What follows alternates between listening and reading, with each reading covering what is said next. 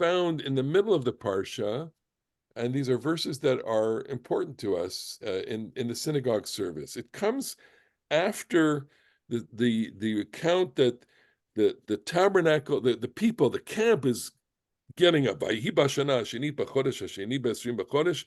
It's chapter 10, verse 11. In the second year, in the second month, on the 20th day of the month, the cloud goes up from the Mishkan, and that is the indication that the people are going to travel.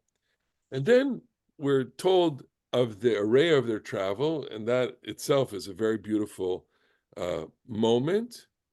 We have a little digression about Chovav, the Ben Reuel, the father-in-law of Moshe, Yitro. But then we have these beautiful verses that are so recognizable to everyone who is in a synagogue from week to week, or Monday and Thursday. VAYEHI BINSOA Aaron, VaYomer Moshe, Kuma Adonai v'yafutzu oivecha v'yanusa misanecha mipanecha.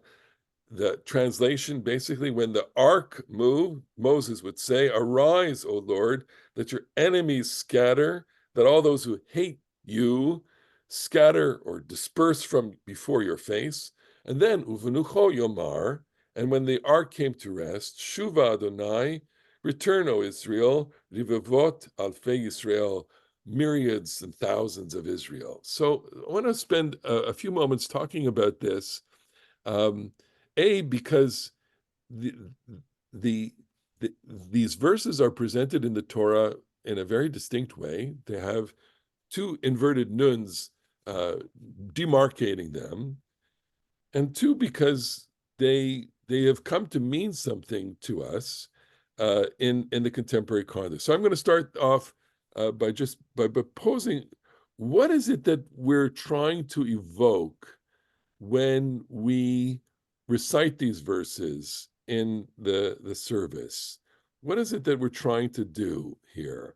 And what kinds of religious experiences, what kinds of memories are we trying to conjure up here when we do this? Barry, I'll start with you, and Eliezer, you'll come in anytime you want. Okay. So I think what we have to keep in mind is that the ark in the Bible represents the presence of God. And it accompanied the people not only on the travels, but sometimes it was taken into battle as well to provide a kind of divine protection. And the important thing is that the ark was a portable object. It was something that was carried and moved.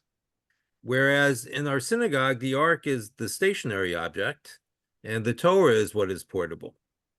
And we carry the Torah amongst the congregation because for us, that's what represents the presence of God. And the ark is kind of like the Torah's home. And I think it's part of the idea is that we want to keep in mind an element of portability in our religion. And by bringing these verses, it allows us to use our synagogue service as a means to express God's portability as an important concept. I mean, there's so many different aspects to that, and portability certainly, and God's presence. Eliezer, I turn to you. I want to ask you to reflect on that aspect of what Barry said, which is the notion that the Torah is iconic, and that it has a power to it, and I want you to offer something about that and reflect on that. And the reason why I'm asking you that is because, it may be it's one little baby step from that to, I don't know, magic. I don't know. How do you weigh in on this? I believe that the Torah is indeed the closest we come. The Torah scroll is the closest that we come to an icon. I think originally the moving of the Torah was a practical matter. It was kept in a separate room, and then it was brought to the synagogue room in which it was read. So there was, of necessity, some sort of procession, which has then become ritualized. But as this is happening, the Torah takes on this status of being an icon, it is holy, and to be holy means to be infused with the divine. That's what it means to be holy. So yes, in our congregations, when we circulate with the Torah, and the very fact that we do this circumambulation is an indication that we've ritualized this, that it's not just, oh, the Torah is here and the reading table is there, so therefore you have to move it from here to there, but it's actually become a procession with the rabbi and the shliach tzibur and so on. And it is an opportunity to show certain obeisance to hopefully not to the Sefer Torah as such, but to what it contains and to divine presence. That's why people kiss it.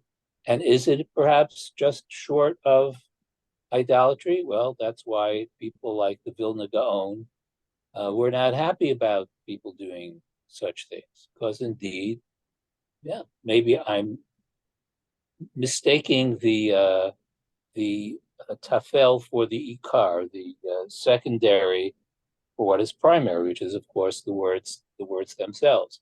Right? There's a Gemara that says actually exactly this. Rava says, people are stupid. They stand up for the Torah.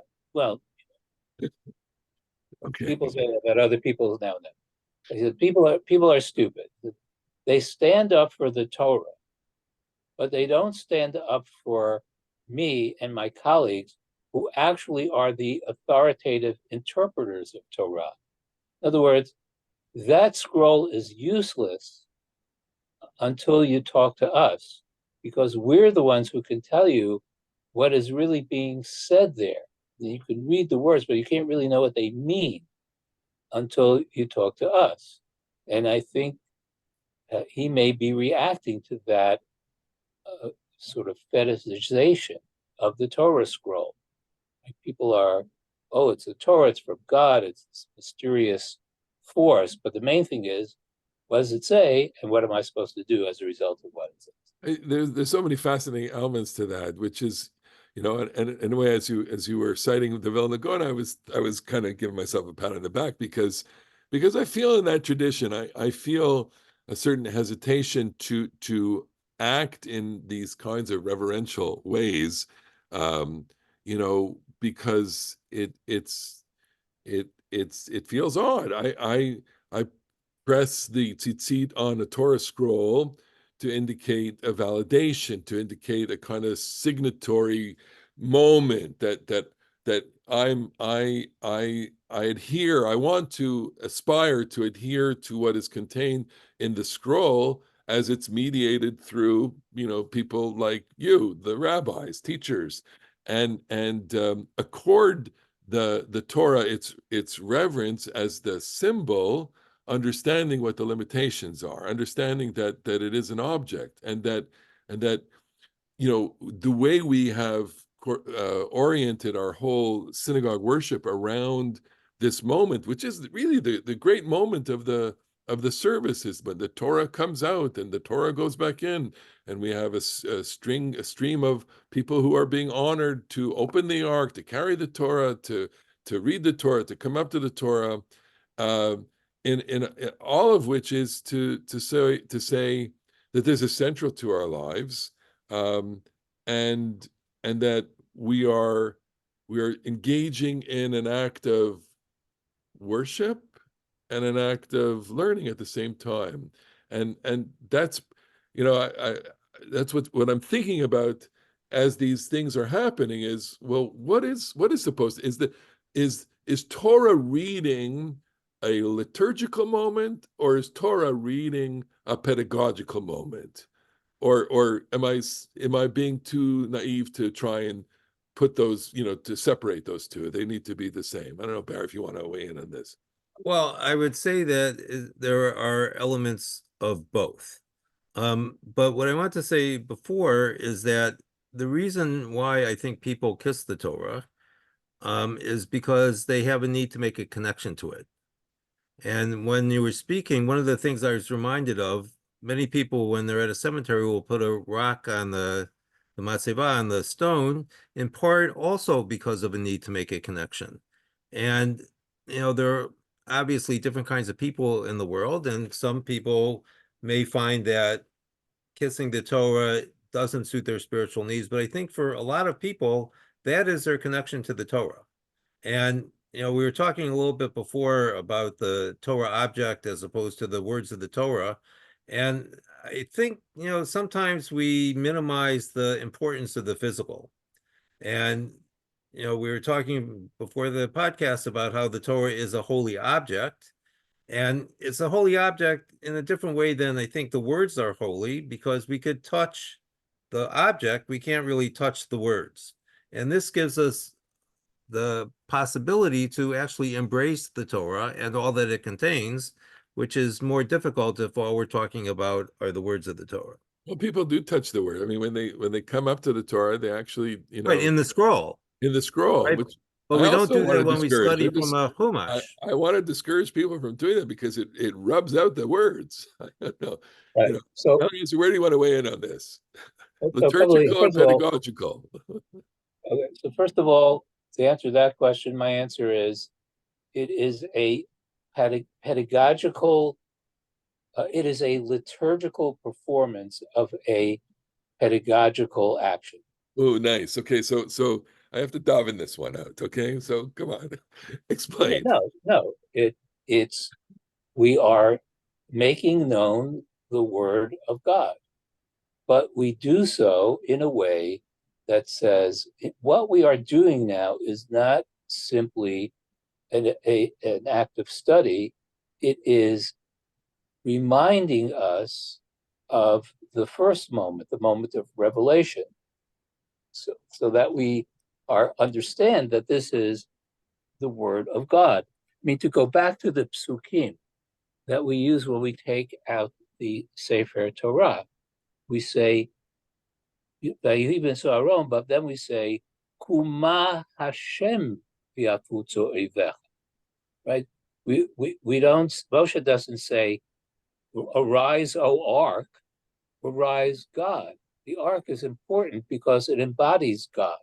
We tend to think about the Torah scroll being important because it embodies the words of Torah, but this pasuk suggests to us that ultimately it's important because it embodies God in the form of God's teaching. But still, what's important at the end of the day is that God is present. When we were taking that scroll out of the ark, a very important manifestation of the divine has arrived in our midst. I just want to go back to something that Barry said, which is, it made me think of the following. One of the things that disturbed me the most when I first came to conservative synagogues, I mean, some things just were new to me, and they became natural to me. But something that I still feel a little wistful about is that after Hagbah, the person who did Hagbah doesn't sit with the Torah. It's put in a chair. I remember doing Hagbah in the shul of my youth, and I did, which is what everyone did. When you did Hagbah, you sat down and you held the Torah until whenever, until it was time Torah, basically. time to return the Torah. And I just remember embracing the Torah, that sense of intimacy that was so rare and a very special moment, that I was in love with the Torah. I was embracing the Torah. That was a very powerful feeling for me. And know that had nothing to do with, obeisance or some sort of idol worship. It actually was about love and intimacy. And I think that's an important part of what we're talking about here. People love to touch the Torah because they can be intimate with it. It's not just some abstract collection of words, something you can actually touch. And kiss. Why kiss? That's the intimacy piece.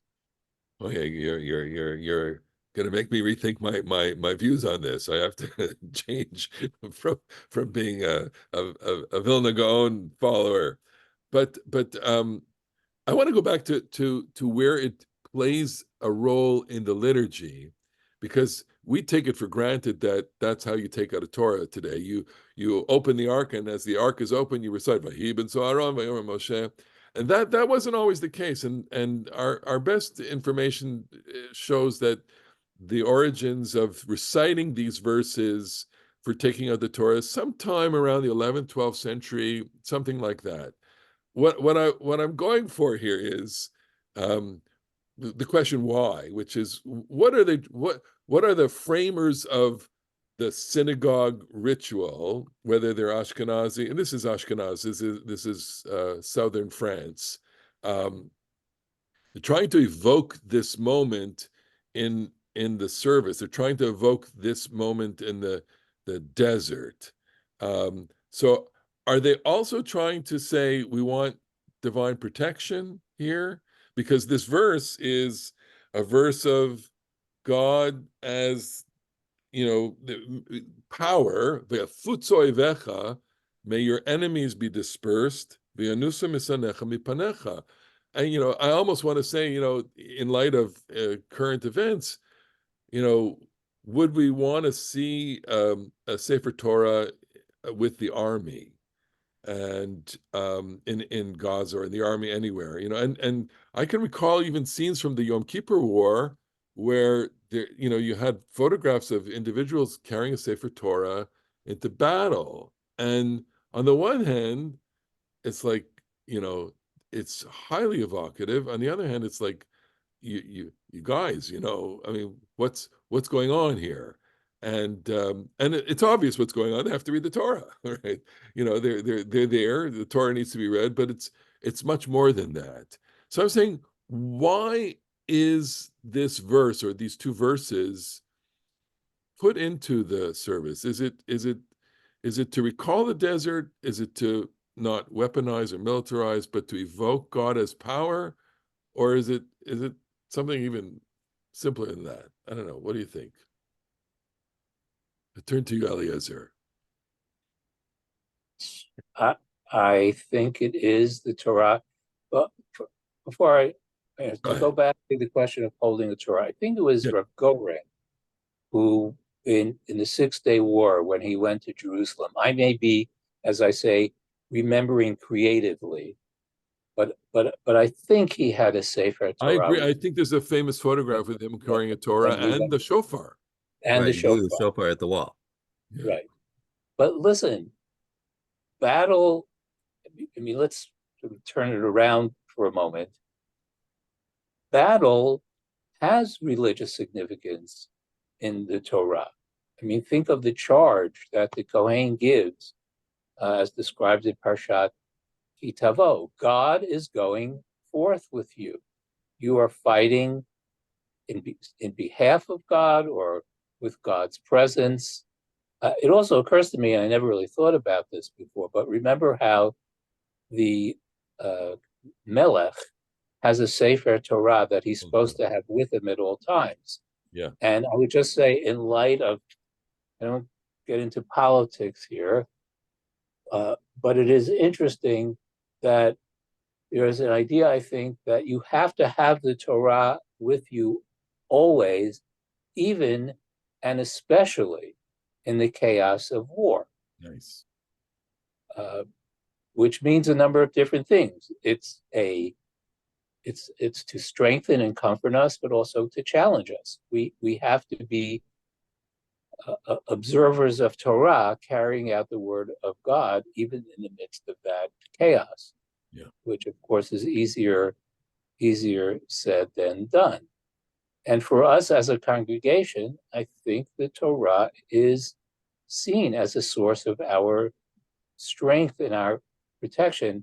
And since you mentioned it, something that I really had never noticed before, but if we think of this pasuk and the other pasuk, which we haven't mentioned yet, Ki mitzion tetzei Torah, for Isaiah, there's Torah is emerging in both psukim. The ark is emerging from the Mishkan And as it emerges and goes forth, Moshe says, Kum Hashem v'yafutz oivecha. And in the second verse, we also have this idea of Torah emerging from Zion and shedding its teachings throughout the world. Nice. I like that image of Emergence. Right. And it's contained, and we open the ark, and suddenly the Torah Although is you could draw some kind of philological contrast between Nisiah, travel, it goes with us, and Teitzei, Ki Mitzion Teitzei, it's coming out. But nice. I hear what you're saying, and both of them are really signify movement. Barry, I don't know you want to.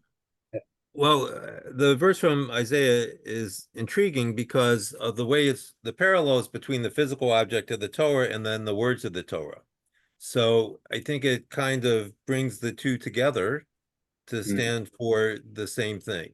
What I would say about the verses in the Torah service is that it kind of makes the Torah, by quoting these verses from the end of chapter 10, self-referential. And it reminded me of the Shema, which we kind of understand as referring to itself, in terms of the way it comes into halakha, into Jewish law.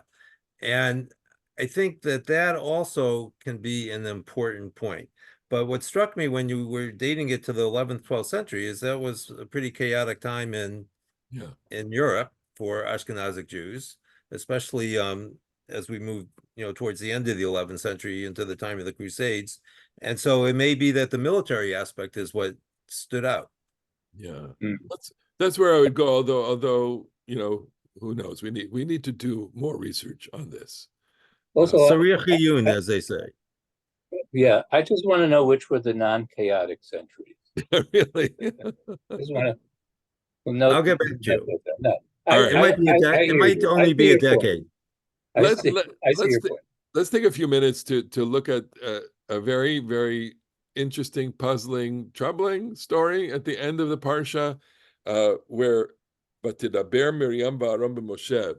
Miriam and Aaron speak b'Moshe. Can you give me a translation of b'Moshe, Eliezer? They speak about him. They speak. Well, I'm not an expert in biblical grammar, but I think it can have an adversative meaning. That basically that they spoke against him. All right. Can you pull out of the top of your head what they may have been saying about him? according to some of the. Unfortunately, we don't have the whole apparatus. The National Enquirer, to tell us exactly what happened there. No, but I mean, to me, it's just a story of. I'll use a polite word: xenophobia. Xenophobia. Right. I think that's the simple meaning, that they found it objectionable that he would marry a woman, a Cushite woman, not Zipporah, some other woman from another group, from Cush, yes. And an African. She's Shem Cham. She's a Cham, a descendant of Cham. Yes, definitely. Right. Definitely. Let me see if I can just find something here. Oh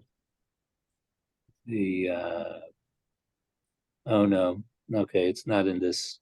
I have a Mikraot Gedolot that is not. Oh no, here it is. So it says that he married a Cushite woman.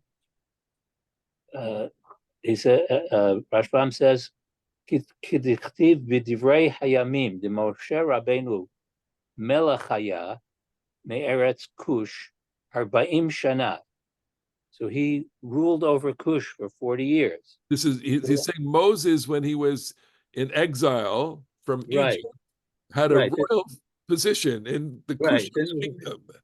This was on his CV. That's probably why God said, "Oh, he has leadership qualities." I think, Vilakach malka achat. Whoa. Below shachav ima. Whoa. Translate, please.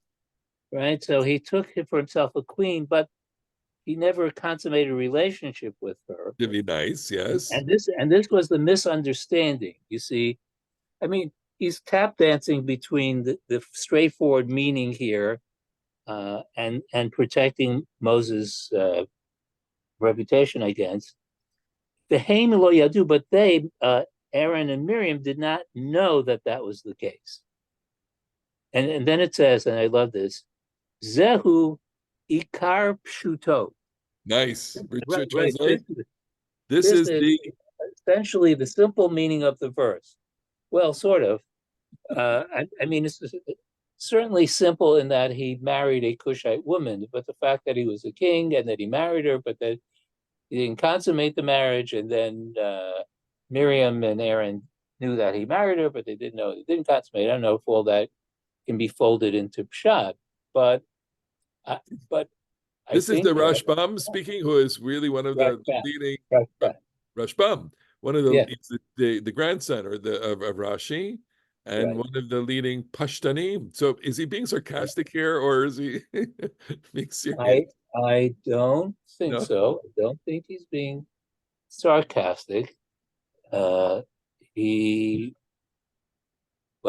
don't know.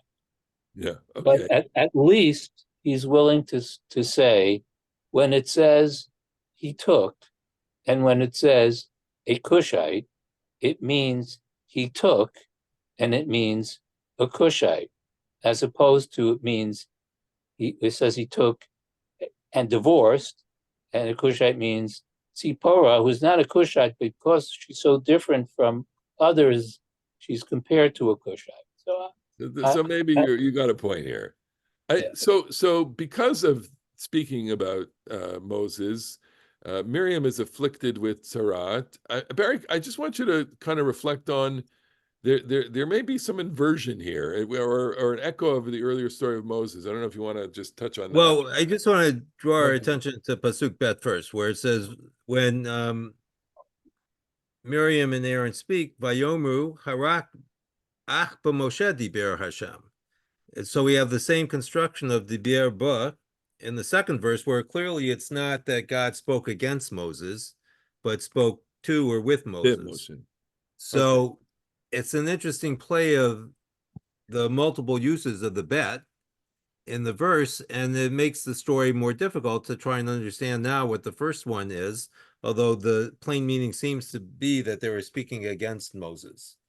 So the punishment for this is that Miriam is afflicted with Sarat, and when I was going over the Parsha today, it reminded me of the first time we have Sarat and Sefer Shemot, which is when Moses is at the burning bush. This is the second sign, when he puts his hand in his shirt and it comes out and it's afflicted with leprosy. And this is part of Moses's commissioning to go save the Jewish people from Pharaoh.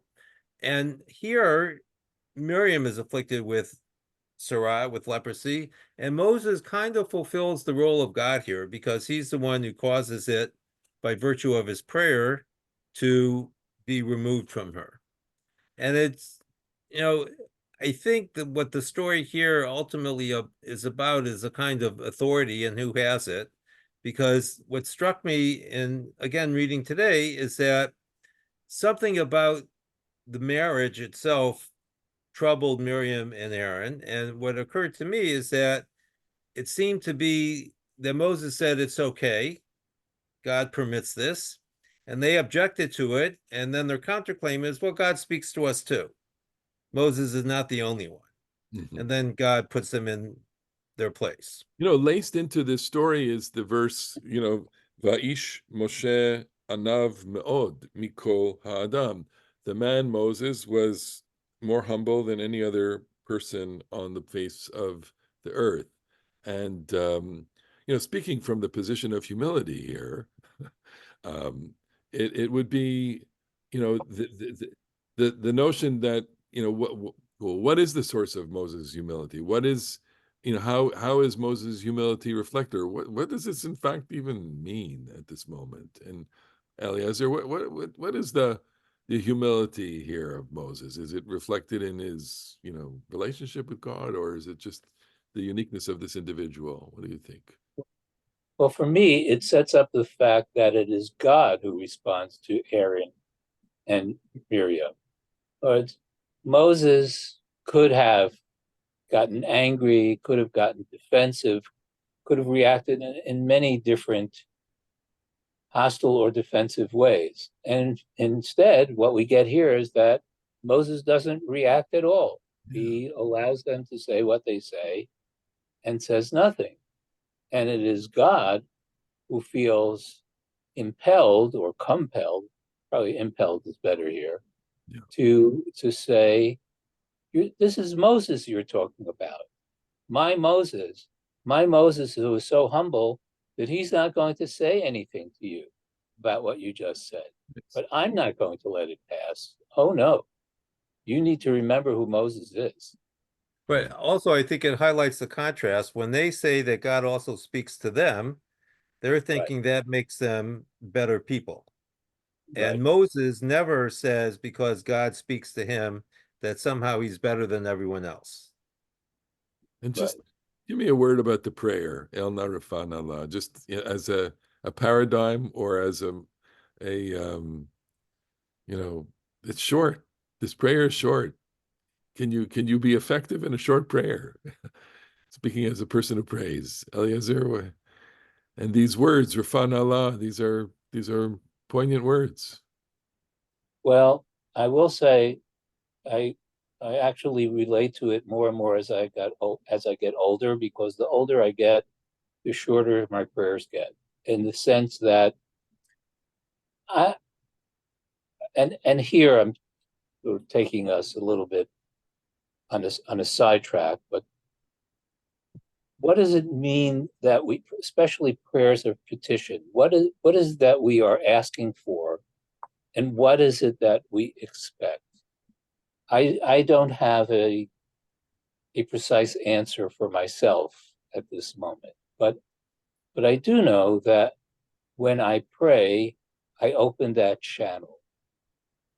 I create my awareness of God's presence. And I feel that that's all I need, and that's all I can ask for. Be present. Know I'm here. Know I'm here in my joy. Know I'm here in my suffering. Know I'm here in whatever form I'm here. So I don't really, and a lot of my prayer is being silent. It's just sitting mindfully and saying, in effect, in my mind, God, I know you're here. And please know that I'm here. Know that I'm here. And so, yeah, for me, El Na Refah Na works perfectly. Perfectly. And Barry, what do you have to, it's... Well, I would agree, but I was struck by what Eliezer said, because when I think of silent prayer, what marks a silent prayer, if we aren't, is some kind of duration. We have to know that the silence is something other than not saying anything, but a silence that's infused with meaning. Yeah. And El Na Refah Na, those 5 one-syllable words, is perhaps an attempt to mimic silent prayer, because you can't really get any shorter than that. Mm-hmm.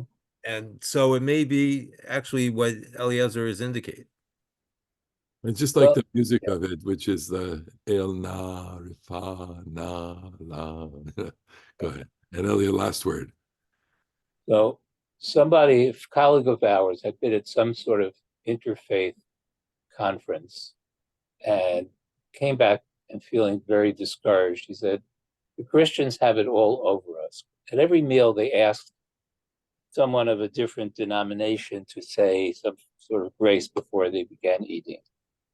And he said, the Protestants in particular, they can just make it up as they go and bring in whatever images that they want and remember us this day, Father, as we, blah, blah. And what do we have? Baruch atah Hashem, Elokeinu melech haolam motzei lechem min haaretz. It's all in how you say it. Baruch atah. That's right. And so on. So apropos of what Barry just said, yeah, I like that. And what you said, Yeah. it's short, but it speaks words worlds rather, if it is said intentionally. If the intention is there, you don't need a lot of words to say it. Wow. Look, that's a good place to draw our conversation to a conclusion, because we looked at maybe 3 or 4 verses here, and it's of course the way you say them and the way you meditate on them, and how that meditation and those thoughts can kind of radiate to all of us and make us into the community that takes the Torah with us wherever we go. So I want to just thank our viewers, our listeners, for being with us. Eliezer Diamond, thank you so much for being with us. This has been a real pleasure to have you. We're wishing Jeremy Kalmanofsky a good trip and hope to see him back next week. Rabbi Barry Chesler, thank you. And everyone, we'll see you next week on the next edition of Parasha Talk. In the meantime, Shabbat Shalom. Shalom. Shabbat Shalom.